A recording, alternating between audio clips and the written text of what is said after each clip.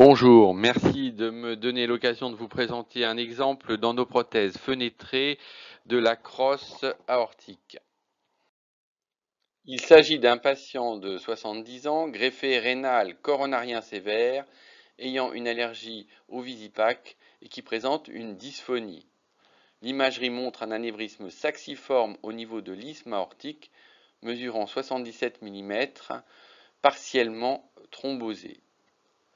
L'anatomie de l'arche aortique est non modale avec un tronc bicarotidien avec des petites carotides primitives droite et gauche et une arteria lusoria ou artère sous-clavière droite rétro-œsophagienne.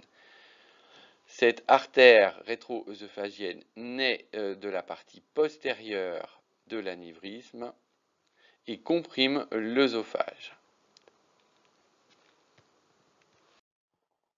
Quelles sont les options thérapeutiques chez ce patient? Une chirurgie ouverte a été récusée en raison des comorbidités. Une endoprothèse branchée n'est pas envisageable en raison de l'anatomie particulière, le tronc bicarotidien et les petites carotides primitives. La technique de la cheminée est éliminée en raison du risque de gouttière. L'option de l'endoprothèse fenêtrée a donc été retenue. Une endoprothèse fenêtrée a donc été fabriquée sur demande par la société Terumo Relay. On peut remarquer qu'elle a des stents renforcés sur sa partie proximale, suivis d'une fenestration de 25 mm de long par 27 mm de large. La barre en S habituelle chez Relay a été interrompue.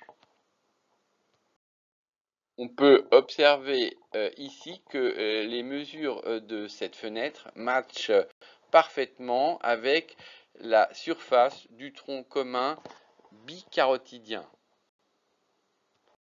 De même, une vue pair-opératoire montre le matching de la fenêtre avec les deux guides qui sont insérés dans les deux carotides primitives.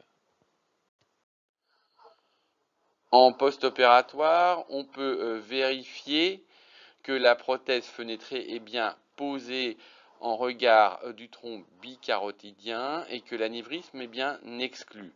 Le montage final se compose de deux pontages sous-claviaux carotidiens à droite et à gauche, ainsi qu'un plug dans la sous-clavière rétro-œsophagienne droite. Je vous remercie de votre attention.